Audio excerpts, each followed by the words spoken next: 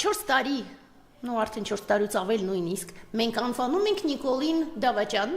ու վերջերս մեզ շատ են հակադարձում, ասելով, որ Դավաճան չէ, պարզապես ծագումով թուրք է եւ ըստ այդմ գործում է իրենը։ Մեզ համար սակայն այս ամբողջը սփոփանք չէ։ Ինչու՞։ Առաջինը, որովհետեւ պետության համար նա այնուամենայնիվ մեր օրենքներին համապատասխան մնում եւ անվանվում է Դավաճան։ Միաժամանակ մյուս կողմից արդյոք նորից մենք կարող ենք ասել թուրքերը նաև ամբողջ իր թիմը, կարող ենք ասել արդյոք, չգիտեմ, Արարատ Միրզոյանը, Տիգրան Ավինյանը, Ալեն Սիմոնյանը եւ մյուսները, ու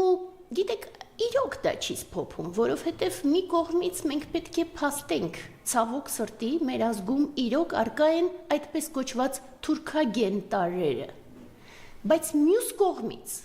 մենք պետք է հստակ հասկանանք, որ Հայաստանի Հանրապետության օրենքներով նրանք Դավաճան են եւ պետք է ամբողջ օրենքի ծանրությամբ կրեն ի վերջո իրենց պատասխանատվությունը։ Իսկ այդ ամբողջի հետ միասին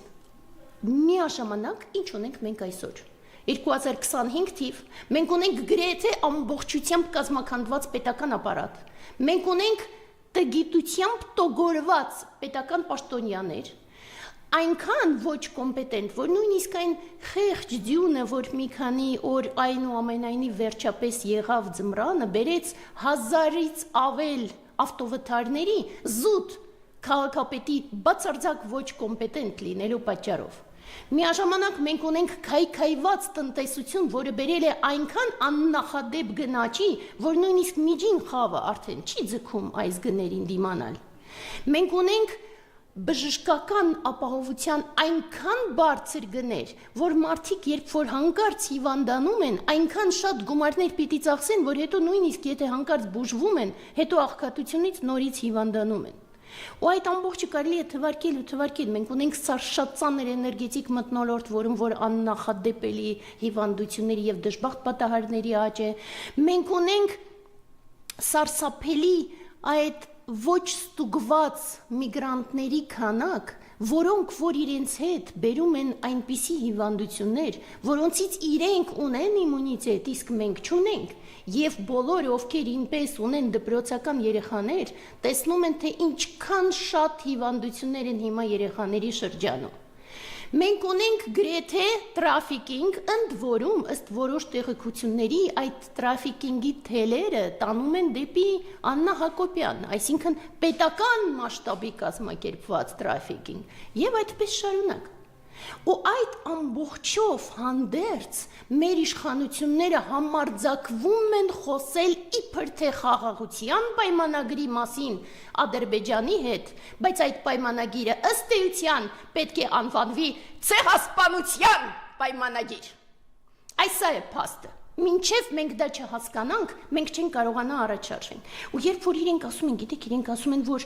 աննախադեպ ունիկալ պայմանագիր է, համաձայն եմ, աննախադեպ արհավիրք է եւ ունիկալ դավաճանություն։ Մենք նման չափի դավաճանություն պատմության մեջ չենք ունեցել։ Ցավոք սրտի ունեցել ենք դավաճանություններ, բայց ոչ այս մասշտաբի։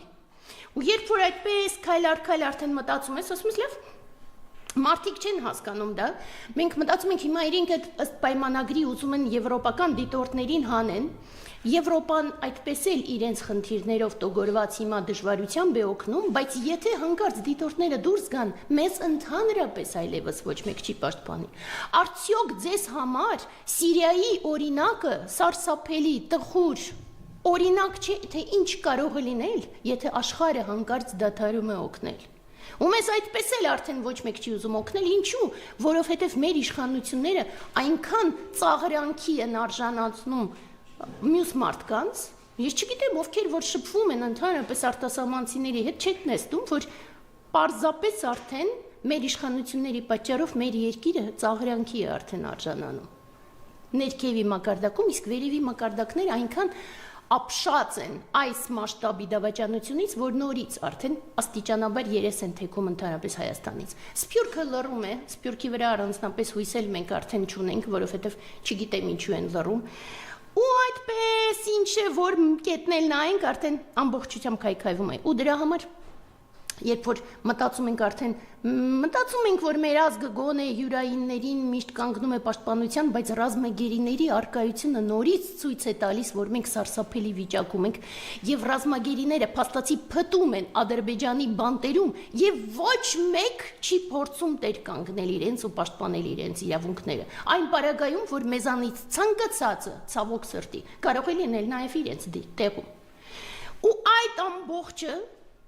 հասկանալի է, ես հասկանում եմ, պետության կողմից ես հասկանում եմ, պետությունը պատրաստ է արդեն ցանկացած զիջումների, որովհետև դավաճանություն է։ Լավ, իսկ մենք ինչ զիջումների ենք պատրաստ։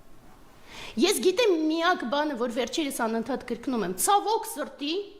ուզում ես խաղաղություն, պատրաստվիր պատերազմի։ Սա հին հռոմեական արտահայտությունը, որը վերջերս առավելագույնս ակտուալ է։ Հետո մեզ մարդիկ գալիս են ասում են, ինչպես կարող եք դուք խոսել պատերազմի մասին, հեշտությամբ եք խոսում։ Ես ասեմ, չէ, իհարկե չէ։ Իհարկե ոչ հեշտությամբ։ Իհարկե մենք ամբողջությամբ դեմ ենք պատերազմին, սակայն մեր կոչը պատերազմի կոչ չէ։ Մեզ այդ պատերազմը պարտադրում են։ Թշնամական երկրները պարտադրում են մեզ պատերազմ եւ ըստ այդմ մեր կոչը պատերազմի կոչ չէ։ Մեր կոչը պաշտպանվելու կոչ է։ Բայց դրանով հանդերձ մենք հասկանում ենք ինչ է կատարվում։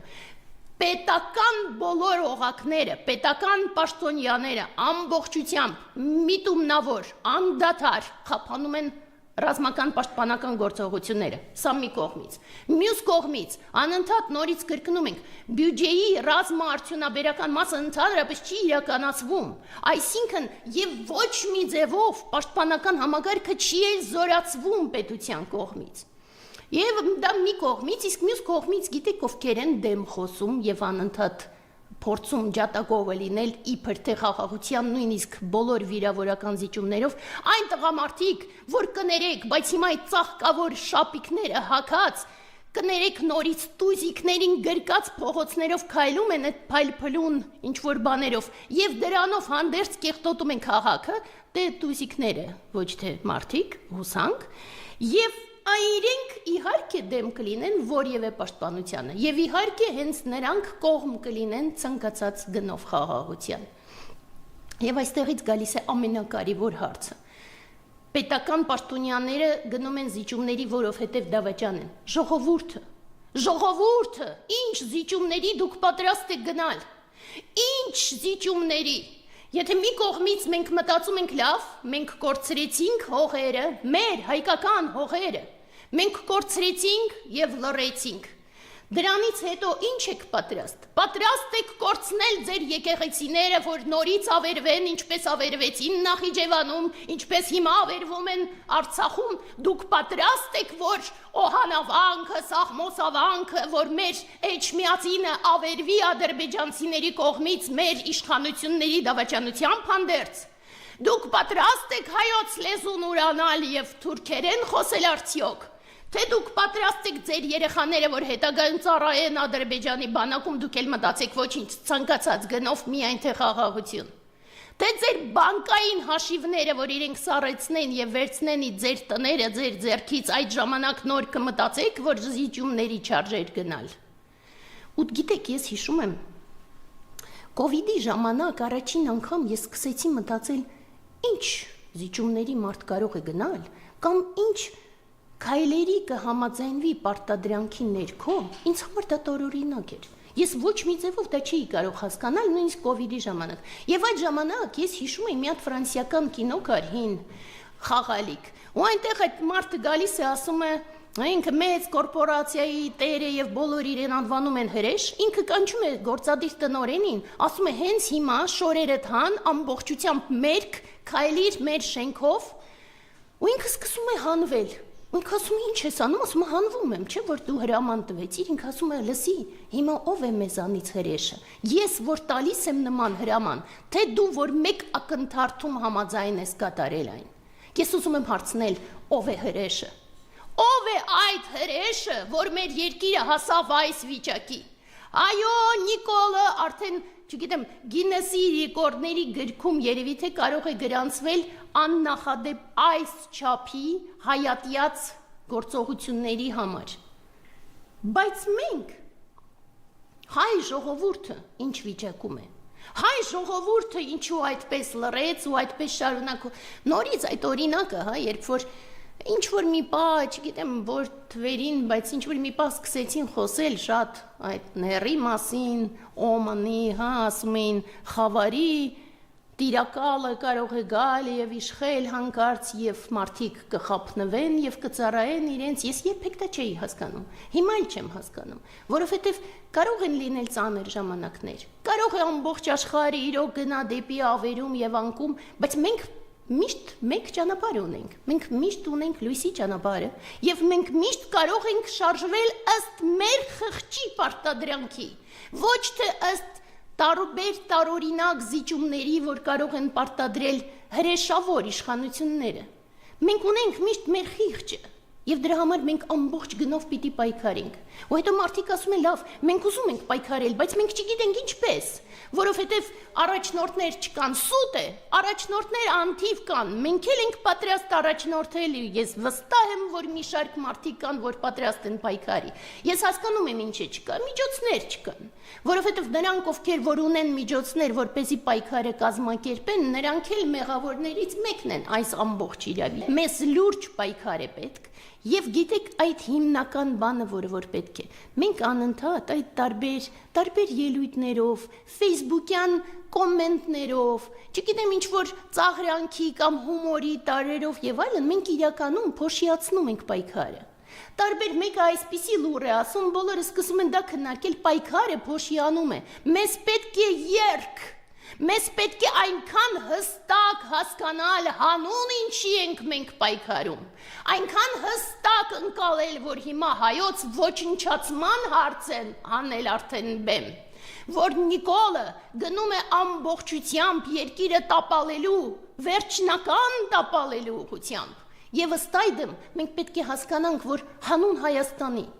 հանուն մեր երեխաների ապագայի, հանուն մեր պապերի հիշատակի, արդարության հիշատակի, հանուն այն լույսի, որին մենք ծառայում էինք հին ժամանակներում, եւ որը որ դեռ կա մեր ազգի մեջ, հիմա շատ տարածված է անընդհատ փնովել մեր ազգը շատ լավ ազգ է, երբ որ շփվում ես մյուս ազգերի ներկայացուցիչների հետ, հասկանում ես, որ այն հիմնականը կարիքցանքը դեռ առկա է, ես վստահ եմ, որ առկա է նաեւ պատիվը, ես վստահ եմ, որ մենք բոլորս կարող ենք մեր սրտի մեջ այդ ուժը գտնել եւ դուրս գալ տեր կանգնելու մեր եկեղեցիներին, մեր երեխաներին, մեր պատվին։ Ըստ այդմ պայքարենք ամբողջ ուժերով ու հիմա մեզ պետք է այդ երգը, եկեք եռանք այնքան, որ եւ ոչ մի տականք չկարողանա տապալել Հայաստանը։